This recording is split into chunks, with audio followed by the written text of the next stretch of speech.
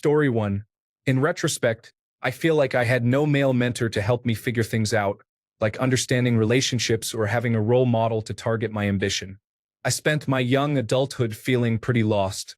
My father was a good father in that he was loving and provided for us, but I don't think I really ever got any guidance or life advice from him. Story 2. Learning to distinguish between what you actually want and what you desire because others want it for you means recognizing who you truly are versus who you're trying to be to fit in. Story 3. Slowly being weaned off sympathy and gradually being expected to be capable of more and more man things as you get older, regardless of your actual interests or abilities. Story 4. It hit me harder as an adult than as a boy. Growing up without a male role model, I hated it whenever my friends talked about their dads. Every time they started with, "My dad taught me this," I felt left out. As an adult now, I am starting to realize how much I missed out on when I see my friends with their kids. The boys talk to their dads about all sorts of things like how to fix a leaking pipe, change shower heads, or talk to girls. And here I am using YouTube as a guide. Story 5. Constant bullying or attempts to be bullied, along with the pressure to become a successful leader and a provider for a family. Story 6. Puberty was not fun, with a constantly cracking voice and non-stop awkward moments. I went to a Catholic high school, and all the girls resembled Britney Spears in that schoolgirl video. Story 7. Learning through both actions and words that my emotions and boundaries are neither welcome nor respected. Story 8. Not being allowed to cry and to suck it up like a man. Also, people don't talk about how men have body image issues too. I was a fat kid growing up and constantly seeing the men on my TV screen being absolutely muscular, even the kids in high school movies, and the overweight characters being the annoying sidekick or creep really made me feel low about myself. Story 9. Trying to simultaneously deal with being seen as a threat or creepy while being told that your entire worth as a man is determined by how many women you approach, sleep with, or date. Story 10. When you realize that you are alone, even if you have family, it can be impactful. Men are often expected to sort things out themselves, but the moment I realized the world was indifferent to me was both devastating and freeing. I'm sure there are some men who don't feel this as much, but my guess is that those men either grew up wealthy and attractive or have helicopter parents who baby them, so they experience it differently. Story 11. We don't hear our friends tell us how much they love us without it being in a joking way. Sure, your brother is always down to help or hang out. He's always there whether you're happy or sad. But have you told each other in a serious manner how much you love each other? I started doing this with my friends, and it feels like we've become closer since. Story 12. You feel like you need to prove yourself in some way during or right after puberty. The way most guys do it comes off as cheesy, saying things like they slept with many girls, showing off their big trucks, or bragging about how good they are at snowboarding. For me, I felt the need to punch an older bully while I was a freshman in high school. I got some respect from everyone after that and wasn't messed with again, but I really didn't want to do it. It took me some time to build up the courage because I didn't know how badly he would hit back and how much trouble I would get into. I didn't want to be in the situation in the first place, but I had to do something. There are all kinds of little events like that you need to tackle when really I just want to relax and not be bothered. Story 13. Realizing I'm not a traditional man's man. I'm more feminine than most, yet I lean heavily toward women. I don't really like manual labor or being the leader. I'm more emotionally based than anything. Yeah, I got called gay a lot. Story 14. There will be a time and place where you will be on your own with little to no support, and you will just have to learn to handle it and get it done because no one is coming to save you, and no one wants to hear you complain. This is not exclusive to men, but happens to everyone I know at some point. On the plus side, once you know you can do it, the world becomes a lot less intimidating. In general, learn how to balance being emotionally available and kind with being strong and able to protect the people around you. Story 15. I think there's a point in every boy's life when he realizes that he no longer has intrinsic value to society. If he wants to be respected, loved, and valued, then he must accomplish something. Story 16. After puberty, boys are vilified. It is incredibly difficult knowing that every stranger sees you as a monster first. It is easily the hardest change. Story 17. There's a shift where you stop being a kid and start being a potential threat. The wind starts to blow, and the world gets colder towards you. You either build up your walls, your goals, and yourself as a fortress, or you'll find yourself exposed, trying to remember when your life was warmer and more innocent. Story 18. You're expected to know everything and fix everything, but nobody wants to teach you how to do it. Coming to terms with the fact that you're only loved for what you can provide is really depressing. Story 19. Mine was seeing every other guy be taller than me, have more muscles, and be more social and popular. I felt left out of everything growing up, and I hated my youth. Story 20. As a teacher and father who is raised or is raising 4 boys, I feel one of the hardest parts is the school aspect. There is an expectation that kids need to behave as much like the top students as possible. So few teachers treat them as individuals. As a result, boys have a hard time just being themselves. Story 21. Not being able to be vulnerable or show emotions without being seen as soft or feminine. When I was growing up, a girl could physically hit you, but you were not supposed to strike back. Story 22. Bullying shows a complete lack of sympathy. I still remember an after-school program where if a girl was crying, other kids would feel bad. If a boy was crying, kids would at best be awkward. Thankfully, the staff was good, but even at that young age, biased behavior had already set in. Story 23. You develop an adult level of moral responsibility around age 13, but you're not psychologically ready for it. You don't understand why unless you have very wise and compassionate teachers and parents, which most people don't, as wisdom and compassion are rare. There's a reason teenage boys often feel angry. They have correctly sensed that many adults in their lives, especially female authority figures, are too scared of them to treat them fairly. These adults tend to exaggerate the boys' faults, downplay and squander their talents compared to girls, and overpunish and overblame them for any difficult situation. To a teenage boy, the whole world seems like a conspiracy designed to harm them, and it's worse for boys who are bigger, and vastly worse for Black and Latino boys because the danger and crime associations are much stronger. This situation is beyond contemptible and is largely why boys perform poorly in school. Story 24. The hazing from bullies who seem to think you are weaker than they are. Your young society is starting to establish a pecking order, and it's a rough ride in those early years. Story 25. I imagine growing up as a boy right now is challenging.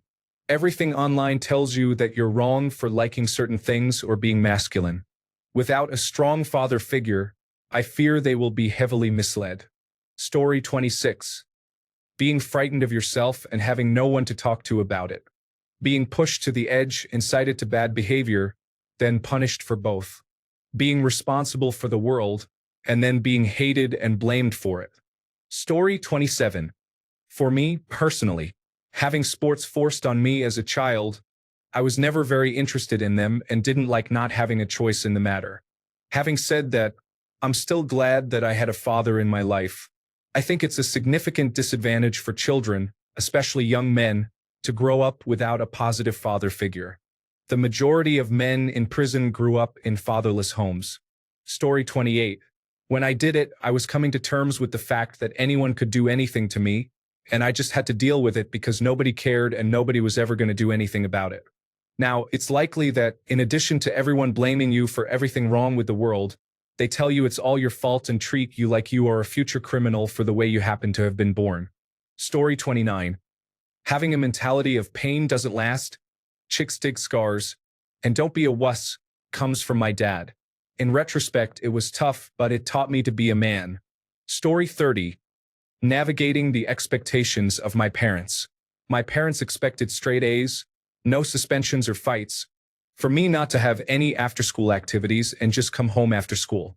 I was also supposed to be an obedient Catholic and not question the world around me because I wouldn't understand how the world works until I grew up.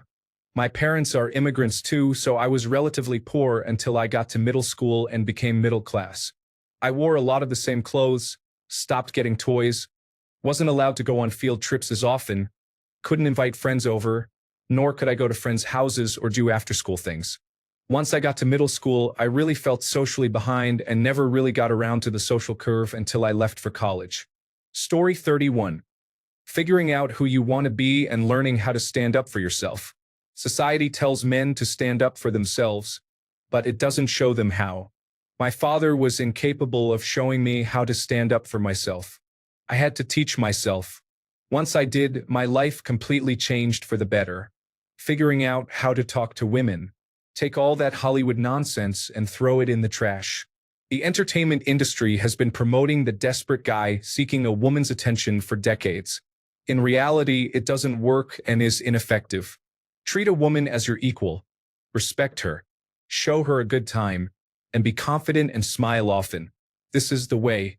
And that sappy, over-the-top stuff. Usually, it will just make her uncomfortable. She needs to be curious about you and think fondly of you before she'll like you. She needs to like you before she'll be your girlfriend.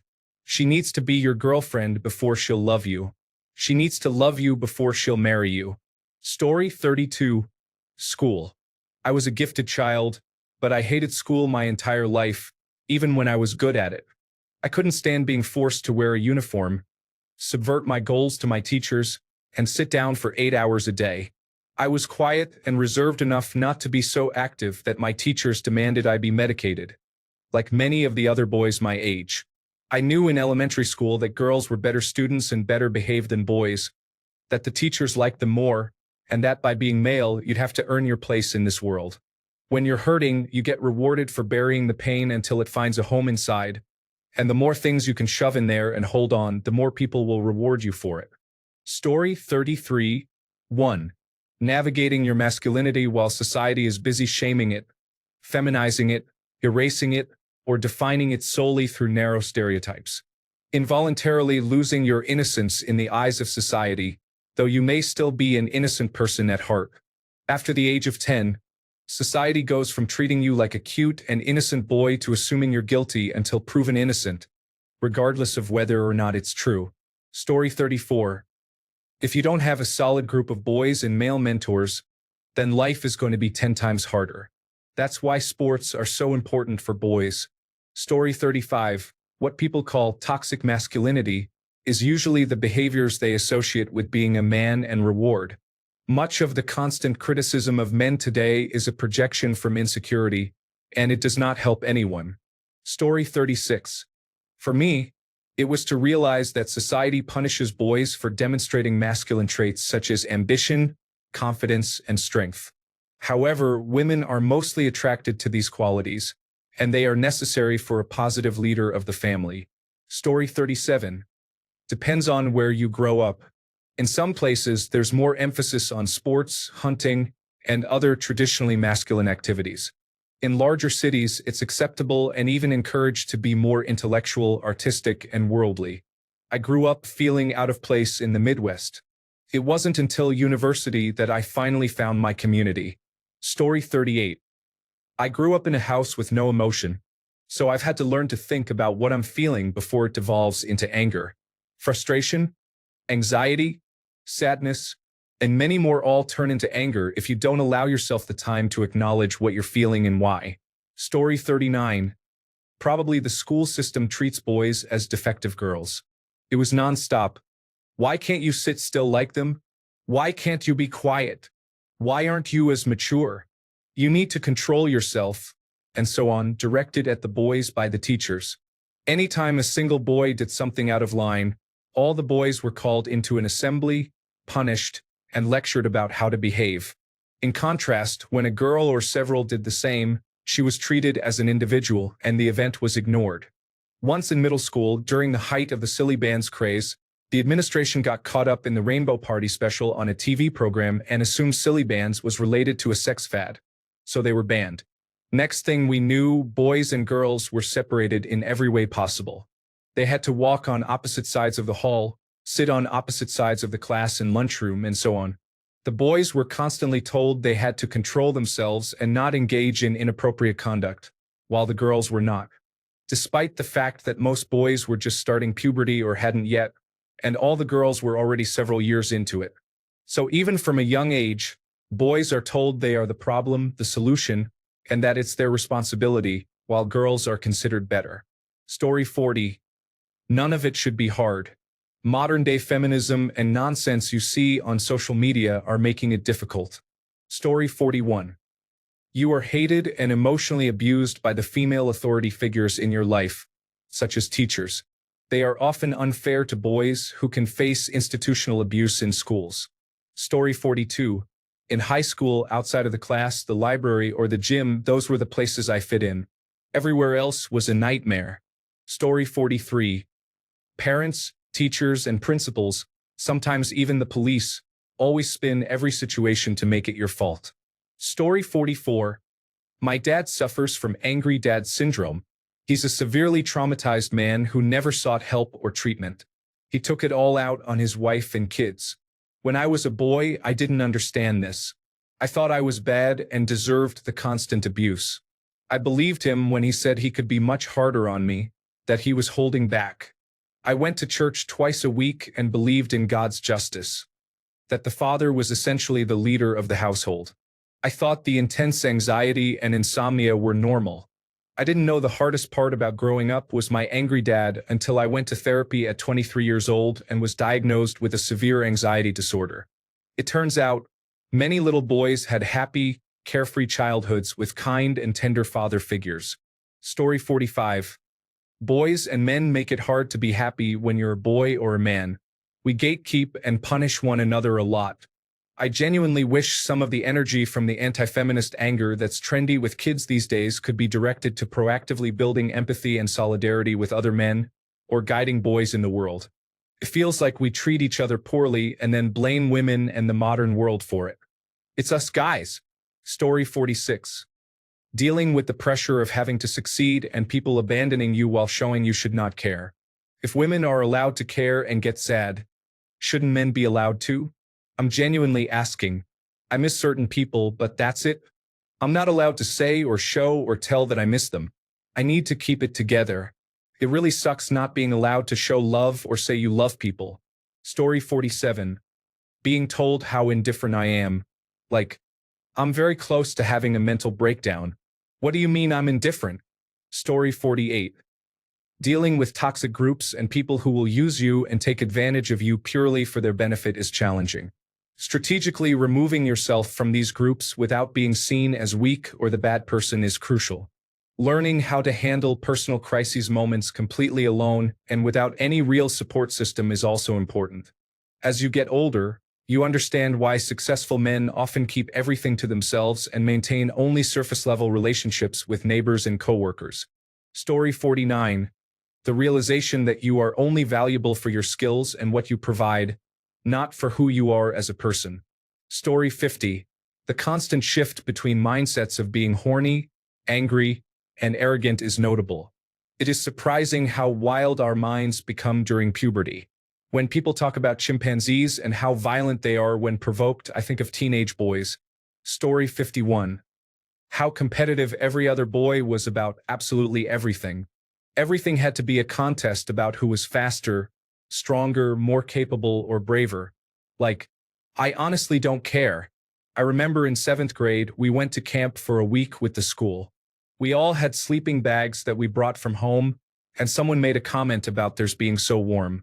Everybody chimed in, saying, "Mine has extra down," or "Mine has moisture wicking."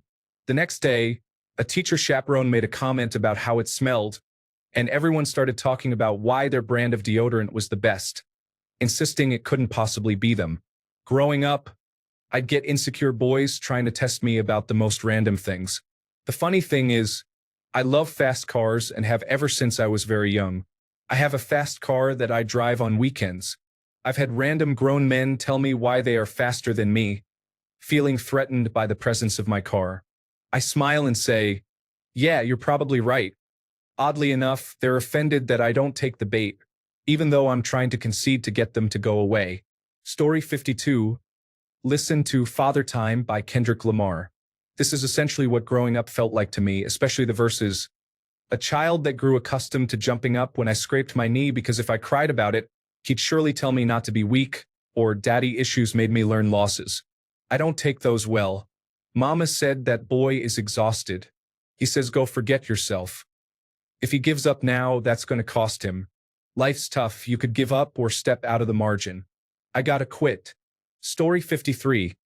Literally never having your needs met, emotional, sexual, or otherwise. There is an overwhelming feeling of being on your own with no one to support you. Story 54. When I was a kid, I thought life was simpler. Recent years have been filled with the harsh truth of what life is, not just for me or a small group of people, but for the majority who suffer every day. Life could be lovely, but people often destroy themselves and end up harming others as a consequence. Few believe that helping can change the world. Capitalism and conservatism are slowly killing everything. Story 55. Figuring out how to show emotions without everyone freaking out around me. I'm 41 now, and luckily, I found music to help let them all go. It took me 36 years to figure that out for real. Story 56. Me, specifically, not having a father figure around and having to figure out a lot about how to be a man on my own. Generally speaking, manning up and having to suppress my emotions and just do what needs to be done. Story 57. This might sound awfully cliché, but it was the stereotype that all men should never cry or show much emotion in general. So I really bottled it up and almost never opened up to others, which then caused me to suffer by myself. Story 58. Learning to separate what you're told versus what you observe in regards to double standards is important. You'll experience and observe girls receiving different treatment. Everyone around you may insist on treating them the same or fairly when it benefits them, but then might claim she's just a girl when it doesn't. Story 59. As a nerdy kid in a very macho environment, there was constant pressure to know and care about sports and be athletic despite being uninterested in them. It's practically the only way men interact with each other, and there are strong judgments based on them. If you refuse to participate, you're almost not considered human, especially if you have sisters who are very athletic in comparison. Story 60. The hardest part is not growing up as a boy. It's when you transition from a boy to a man. It's the realization that you are all you have. It's all up to you. No one cares about you. No one is coming to save you. I think that realization hits a lot of boys hard once they start transitioning into manhood. Killing the boy and embracing manhood, along with the harsh reality that comes with it, must be the hardest part. Story 61. No sense of when or what it means to be a man. No defining characteristics that indicate manhood. No sense of identity. Compared to girls, I knew I wasn't worth much and envied their identity and sense of purpose. Story 62. One of the most consistent messages I was taught growing up was that men and boys do not show emotion, especially negative ones like sadness. Crying was the worst thing I could do regardless of the reason. Story 63. There's knowing when to fight or not. Is it worth it? And it's okay if they don't feel the same. There are many others out there. Story 64. I learned somewhere along the way that what I want doesn't matter much. To this day, I have a very hard time asking for anything or even accepting gifts. It makes me very uncomfortable.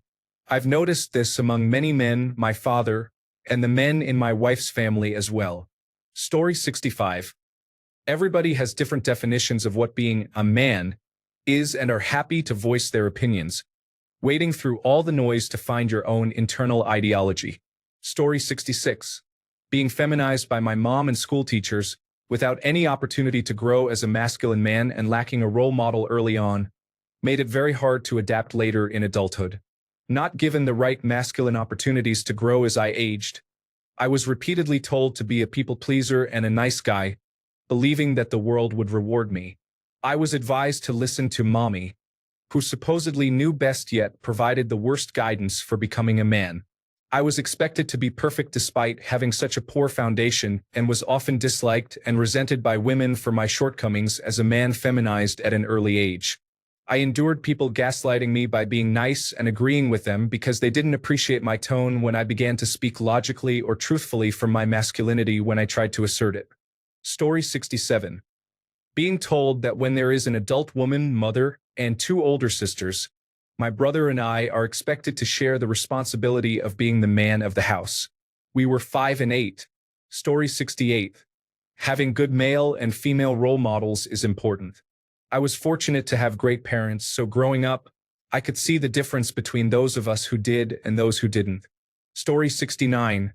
There's a fine line between raising a good man and raising a misogynistic individual, and many people struggle with this. For me, my dad died when I was 6 in a war zone, so I was trying to be strong enough to survive without becoming ruthless. The hardest part for me was understanding what a man is without having any real-life examples as a role model. Story 70. The hardest thing I found growing up in the 1990s and early 2000s was the change in toxic masculinity. It was considered acceptable to use a woman for sex regardless of their feelings. Things have changed for the better, but I think back to my teenage self and cringe at the memories of how I just used girls for sex. The truth is, if Andrew Tate had been famous 25 to 30 years ago, he would have been seen as cool, not the negative figure he is today. Story 71. Growing up in the city, it's the people always trying to provoke you and test your patience. Other men try to play dominance games, or women say disrespectful things to get a reaction. When I was younger, I never understood those guys who would blow up at small interactions, but as I got older, I learned it's a trauma response from being messed with all the time. Story 72. Having been circumcised without your consent and knowing that if you were a girl, your body would have been protected. Story 73. As a heterosexual man, my life was pretty easy. My friend is homosexual, identified as Kinsey Scale 6, and while his family and friends are completely supportive, not everybody we have ever met were. Story 74. I wonder if my father would have beaten me as badly if I had been a girl. We finally came to blows when I was 16 or 17. Outside of that, there was the fear of rejection when asking a girl out. Story 75. Accept that you will not have time to do some things you enjoyed because now you have more important priorities. Story 76. As a former foster child, I would say that the first thing that comes to mind is having parents who were unfit to care for children. Story 77. Obviously, there are things that are universal for boys, like educational biases and suppressing emotions, but for me, growing up with an emotionally absent, workaholic father was really isolating. I didn't have anyone to look up to, and now, as a young adult, I realize I'm playing catch-up, teaching myself what it means to be a man. Still, I'm the happiest I've ever been and try to do good, however hard life may be. Story 78. Realizing that as an adolescent, you are pretty much worthless to everyone around you, and you have to build up your own self-worth. Story 79. Learning to be the one responsible for standing up to everyone for everything becomes second nature eventually. However, as a teenager learning to stand up to people in positions of power, it can be difficult, especially when others around you expect you to do it not just for yourself but for them as well. Story 80. Getting laughed at for attempting to make potentially threatening jokes that are cruel or intolerant. Story 81. Mine was realizing that the cool kids in school were raging douchebags who made other kids act the same way to fit into the group. I saw friends turn against each other to be liked by that group. Story 82. Growing up, I noticed that in grades kindergarten to 8th, being a boy and acting like a stereotypical silly boy seemed to be treated as if it were against the rules. Only the actions of stereotypical silly girls were treated with any kind of compassion or understanding. That may have continued into high school, but I attended an all-boys school, so I can't really comment. Now, I am a father to 11 and 4-year-old boys, and I feel like it's gotten worse. Story 83. Being taught to disregard your wants and needs for the wants of others can make you feel like people don't care about you. Whenever you speak out, you're often told to stop whining or cry harder. The internet amplifies this, making us feel like our worth only lies in serving others. If we aren't serving someone, we're seen as either the scum of the earth or amazing, depending on the person. The only exception to this is perhaps your dog and your family, although even family isn't a guarantee. Story 84. Grappling with sexuality is clearly a spectrum. However, there is one specific orientation that you won't be bullied for if anyone finds out. I don't think this is as big of a problem for women, but I'm not one, so what do I know? Furthermore, men are often less allowed to have support structures that don't include other men, whether they are toxic or not. If we rely on women, we get accused of making them our emotional crutch. Finally, around 80% of single-family households are led by single mothers. I was never made fun of for having a single mother. I used to tell kids my dad was a secret agent and died in action, which put me in therapy for years. I was just trying not to be different. And now I have no idea whether I turned out okay because I didn't have a dad. I like to think so, but all that development is a mystery to me. Story 85. Watching all the boys around you get taller while you stay the same height. Watch those same guys get girls because of their height while I stay single. Tough to watch. Story 86. I can see having a loser father who got his inheritance at 45, meaning he could finally attract someone with significant issues and have a child with guaranteed developmental problems. I live in a city with some of the oldest and most desperate people starting families in middle age. Their children often seem unattractive and less intelligent. Many boys from these unions seem likely to follow their parents' paths. Fortunately, older parents are more likely to have daughters, which explains why the women in my city appear unattractive. This is before the delusional people who think it's not them. Story 87. I was never very manly. I didn't like sports and I wasn't very athletic. I was also super skinny, so I got bullied constantly. It ruined my self-confidence as an adult. Story 88. The normalization of treating women, girls, and anything considered gay as a joke or not legitimate is a significant issue. There is a lack of male role models promoting good behavior and providing language to explain experiences, as many young men and boys are targeted by others for not being manly. This makes it easier to radicalize by exploiting insecurities related to women and girls. Understanding men requires recognizing that we are often inadvertently taught not to express or describe our feelings, especially those we feel insecure about. Consequently, we may not discuss these feelings when necessary. This creates opportunities for unsavory people and beliefs to encourage poor behavior. Story 89. You are loved only conditionally, and if you can't solve problems, society has very little patience for you. Stay strong, my kings. Story 90. Being sent away to summer school or on learning trips, not being informed about what the family did while you were gone. Were they glad you were away? Story 91. For me, I was a late bloomer, and I grew up not really knowing how to interact with girls. That created some insecurities, but with time and work, I was able to overcome them. Story 92. The hardest part was typical and had nothing to do with being a boy. It was just having no idea what I wanted to do with my life, making it incredibly hard to be motivated. The constant advice was always do well in school, work hard, and then you can figure out what you want to do. Well, who cares if I'm making big money working 50 hours a week with nothing to spend it on?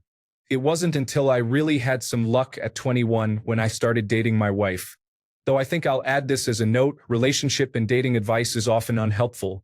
And as a guy, you're generally going in completely unprepared for any kind of interaction with girls you're interested in. This results in most guys making no moves at all, wondering why the girls are with some other guy, and it's because that guy takes chances like it's nobody's business. Story 93. The hardest part is getting past the idea that anyone actually cares. A lot of growth usually has to happen before one can be comfortable enough with themselves to reach that point. However, after reaching that goal, a person can finally reach their full potential. Story 94. No role model, of course, but worse was that no one believed us when we said girls were abusing us in different ways. We were usually laughed at. Story 95. For me, if you weren't particularly good at one or many sports, you weren't considered cool. I enjoyed playing sports, but only recreationally, and I never took it too seriously. However, it seemed like everyone was talking about their travel team for soccer, lacrosse, baseball, or whatever, and you weren't cool if you didn't do those things. I felt like an outsider as a kid and just tried to be the funny one. Story 96. The fact that nobody will believe a teenage boy if they told someone they were sexually assaulted by their classmates, girlfriends, or teachers. That teenage boys are constantly demonized and vilified by the media for no reason. They're often portrayed as the bad guys or the creepy jerk in movies. It's even worse if it's a movie about teenage girls or female empowerment. I can't count how many times I've seen scenes where adult parents threaten to harm a teenage boy when he shows up to take his girlfriend on a date. It has become so normalized that there is a clip from Dr. Phil, where a father publicly threatened a teenage boy and received cheers from the audience. Also, we don't even consider the damage it does to a teenage boy with the constant man bad, kill all men messaging from society, mostly from progressive spaces. Story 97.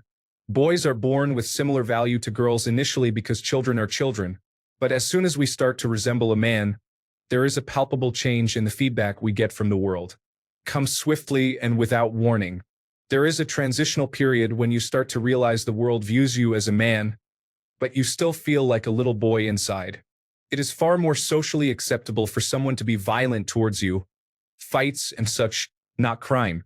You start to notice people are more often suspicious of you by default, whereas as a little boy you're presumed innocent and sweet. You begin to feel the expectation of being able to provide for yourself and others. You learn not to show emotions, not usually told this overtly, but it's demonstrated in people's reactions to your emotions. And the list goes on. I recall specifically feeling really scared during that phase. The first time a mom didn't treat me like a kid, but as someone to be wary of, not blatantly, I could just tell, was really shocking. I remember returning to high school one year and suddenly every dude my age was talking about how they fought this and that and were intimate with many girls over the summer. I actually believed them, too young and naive to recognize it as false bravado. I just felt extremely inadequate and scared all the time because none of that was true for me. Story 98. Emotions. I was always told I shouldn't have them. I'm too sensitive, and I should man up and get over myself. I'm here to say, no, if I want to cry, I will cry.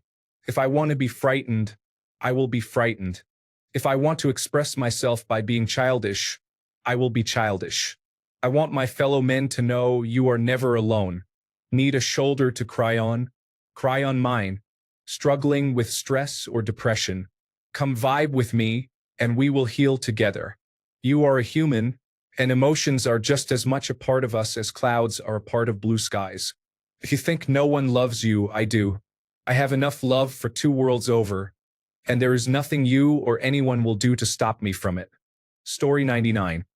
It's soul-crushing to be told that if you work hard, study hard, get good grades, and are determined and ambitious enough, you can become a doctor, a CEO, a lawyer, or an engineer.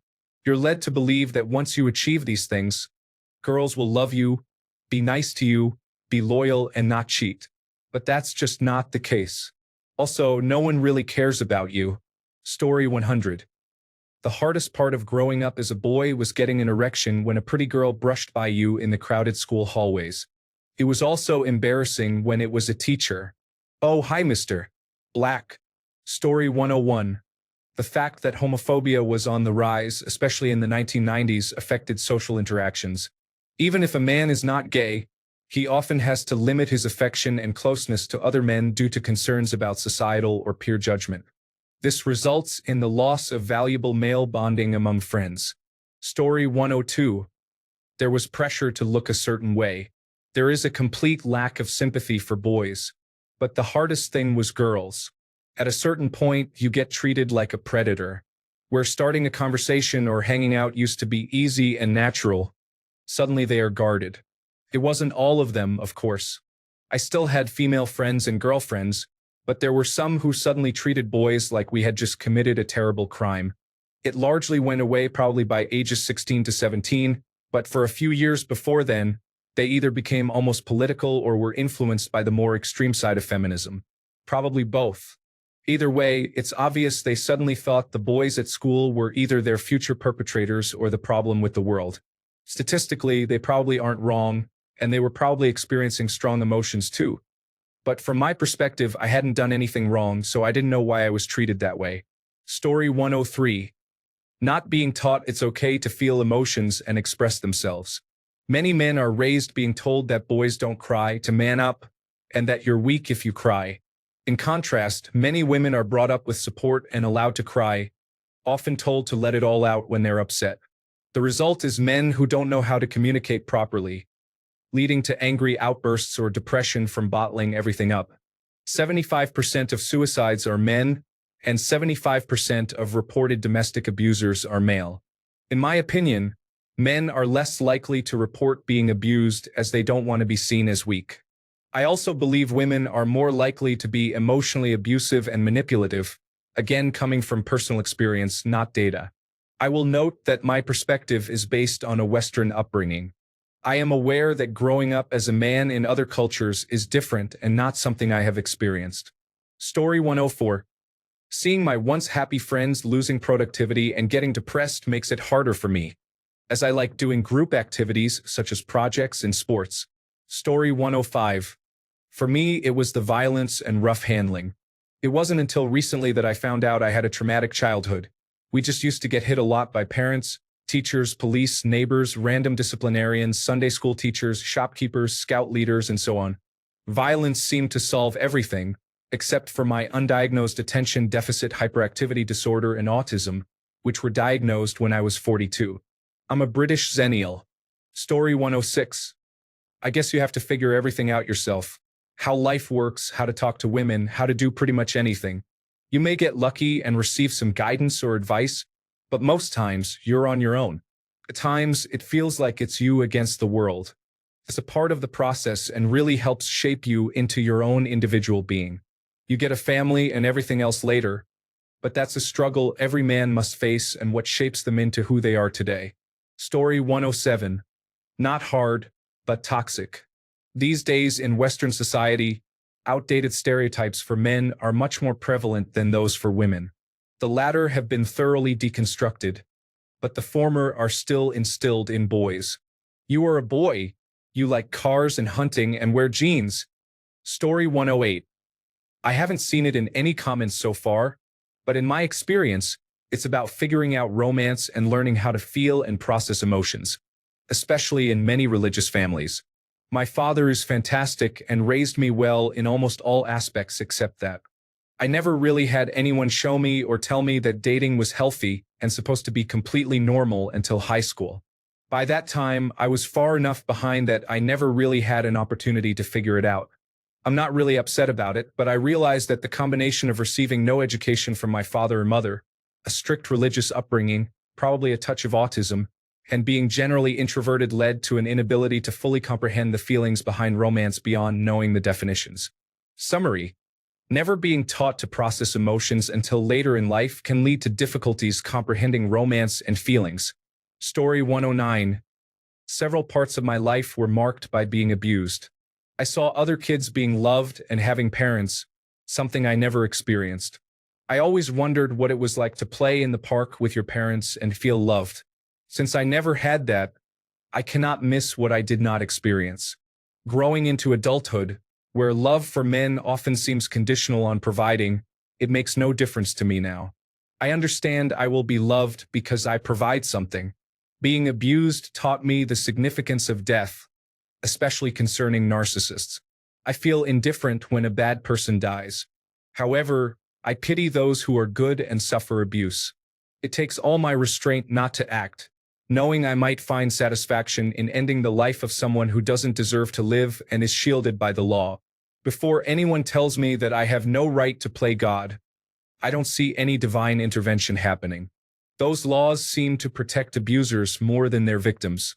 If I ever decided to act, I believe it would be a public service. To those who have taken the life of a narcissist or an abuser, thank you. You have made the world a better place and spared another life from being ruined. Story 110. We don't get unconditional love. We are only loved for our capacity to provide something or give value to someone. Story 111. Connecting with people was always difficult. I couldn't be too nice to my male friends, or I was labeled as gay. I couldn't enjoy things too much, or I would be called a wimp. Girls didn't do that as much and were easier to connect with, but that didn't help with the labeling from adults. Once I got old enough for any of us to develop romantic feelings, it became too difficult to make friends with girls either. It always felt like navigating personal connections was very challenging.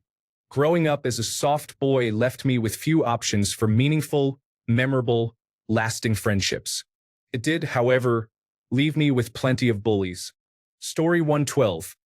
Like others have said, it's not having a good father figure around to help talk through things when times are tough. It felt like my biological dad did everything he could to push me away, and my stepdad and I never really got along until after my mom passed away around the time I graduated college. It's tough going through things blind and watching other guys handle things so much differently and not understanding things that feel pretty basic when I think about them in retrospect. All I know is that I'm going to be better with my son. Story 113. Getting mixed messages from the media. Every show and movie talked about needing to be open with my emotions, but then every adult woman outside of my family would ridicule or punish me for showing too many. Story 114. Childhood, in general, is flawed from a moral and legal standpoint. You are at the complete mercy of various administrative systems that can, will, and do abuse their power regularly. You have neither the perspective to know what is wrong unless you are told, nor the means to fight any wrong you might independently learn. You can only guess and generally feel at morality while being told to hide how you feel about anything. You live in an authoritarian, dystopian, dictatorial, and often downright evil system from your perspective against your will. Your only choice is to obey. Objective reality is secondary to the power of the social, legal, and administrative systems around you. Sure, you might be in the right about something, but how the world treats you as a child is a senseless dice roll. If you don't like to do typical boy things, guess what? Your social environment has decided to put you at the bottom of the pecking order. If you are being bullied daily, here's a punishment for stepping out of line and challenging the caste system. You need food and water from your parents, but too bad they are drug addicts. Don't worry, though. Sweet release is near as your death at their abusive hands approaches. Story 115. Learning just about anything has been challenging for me. My father taught me nothing and abused my sisters and me. I have no brother or any other male figure in my life. I had to learn everything for myself. My father taught me how to shave once, and that was it. When I decided to shave my armpits because they smelled, he called me a sissy and threatened to paint my nails pink. I have always struggled to cut them due to visual impairment. I never learned how to talk to girls, fix anything, or pursue ambitions. I never learned to distinguish between what I want and what society expects from me. I've learned that I am at the bottom of the ladder. I'm a white male with a disability and haven't been able to land a job in 10 years of searching, even when working with disability employment services. I was told to just get over my depression, left alone by everyone because they won't support me. Yet women get all the support they need and more. Growing up, I've learned that nobody cares about my struggles. Nobody wants to help me because I'm expected to do everything on my own since I'm a man. That has been the hardest part of growing up. All of it. Thanks a bunch for sticking around till the end of the video. Remember to subscribe, and until next time, stay awesome and goodbye.